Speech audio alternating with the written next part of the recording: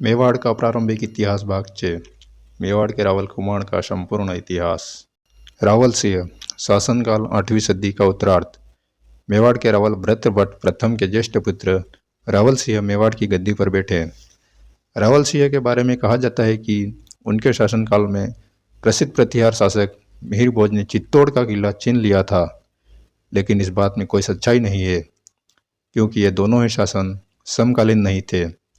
मिहिर भोज के जन्म से पहले ही रावल सिंह का देहांत हो चुका था।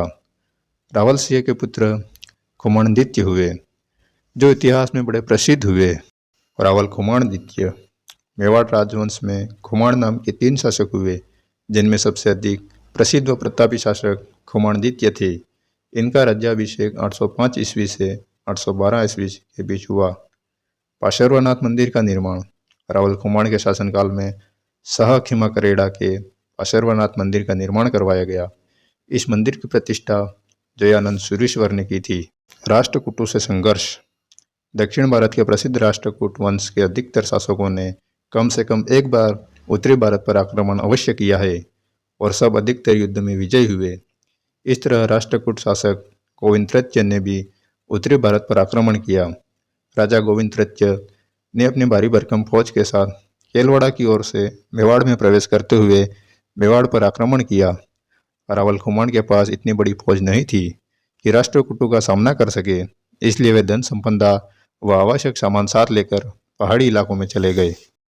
राजा गोविंद तृतीय ने मेवाड़ के धनोब, गोडवाड़, क्याटुंडी, शाहपुरा के निकटवर्ती इलाके व चित्तौड़गढ़ पर विजय प्राप्त की। इन क्षेत्रों को जीतकर राजा गोविंद तृतीय ने अपने संबंधियों को यहाँ की जागीरें दे दी और खुद मालवा चले गए। इस तरह मेवाड़ के कई क्षेत्रों पर राष्ट्रकूटों का कब्जा हो गया। 815 ईस्वी के डबोक के शिलालेख, 830 ईस्वी के नासुन के शिलालेख से चित्तौड़गढ़ सहित मेवाड़ के कई क्षेत्रों के राष्ट्रकूटों के अधीन रहने की जानकारी मिलती है। राजा गोविंद तृतीय के पुत्र अमोघ वर्ष के गुरु वीर सेनाचार्य भी इन दिनों चित्तौड़ में रहने लगे, जहां उन्होंने चित्तौड़ में ही अपने गुरु की खोज की और गुरु एलाचार्य से शिक्षा प्राप्त की। गुरु वीर सेनाचार्य द्वारा लिखित ग्रंथ में चित्तौड़ की स्त्रियों की सुंदरता की तुलना उज्जैन की स्त्रियों से की गई है। रावल खुमाणदित्य ने अवसर पाकर मेवाड़ के इलाकों पर पुनः आक्रमण किया और कुछ स्थानों पर राष्ट्रकूटों को परास्त कर दिया। अलमामू को परास्त करना। 813 से 833 ईस्वी के मध्य बगदाद के खलीफा अलमामू ने चित्तौड़गढ़ पर आक्रमण किया।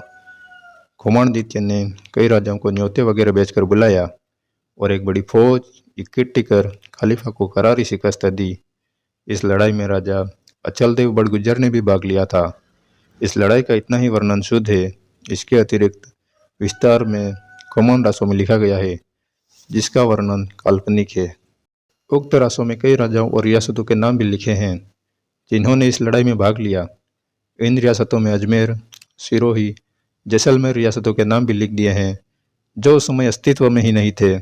इस रासों में रावल खुमाण द्वारा सोनगरा, देवड़ा, खिंची चौहानों को बुलाने के बारे में भी लिख दिया है, जबकि इस समय तक इनका कोई प्रादुर्भाव भी नहीं हुआ था। खुमान रासों में कश्मीर के पडिहारों, राहरगढ़ से चालुक्यों का व रुणेजा से संखलों का आना लिखा है, जबकि उस समय तक उक्त रियासतों में इन राजवंशों का राज था ही नहीं। खुमाणदित्य ने अपने जीवन काल में 24 लड़ाइयाँ लड़ी, पर इतिहास अधिक पुराना होने से प्रकाश में नहीं है।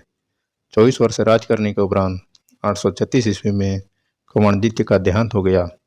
खुमान रासों के अनुसार खुमान की हत्या उन्हीं के पुत्र मंगलराज द्वारा की गई। मेवाड़ के शासकों में रावल खुमान इतने अधिक प्रसिद्ध हुए कि बाद के शासक स्वयं को खुमान का वंशज बतलाने में गौरव का अनुभव करते थे। इस प्रसिद्धि का प्रमुख कारण संकट के समय रावल खुमान द्वारा सभी क्षत्रियों को एक झंडे के नीचे लाना है। रावल महायाग, ये रावल खुमाणदित्य के पुत्र थे।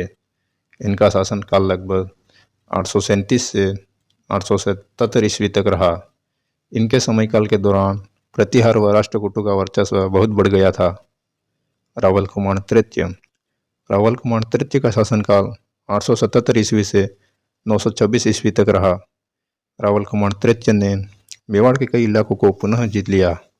इनके बारे में चित्तौड़गढ़ अभिलेख 1274 ईस्वी में लिखा है कि ये अपने अधीनस्थ राजाओं के मुकुटमणि थे।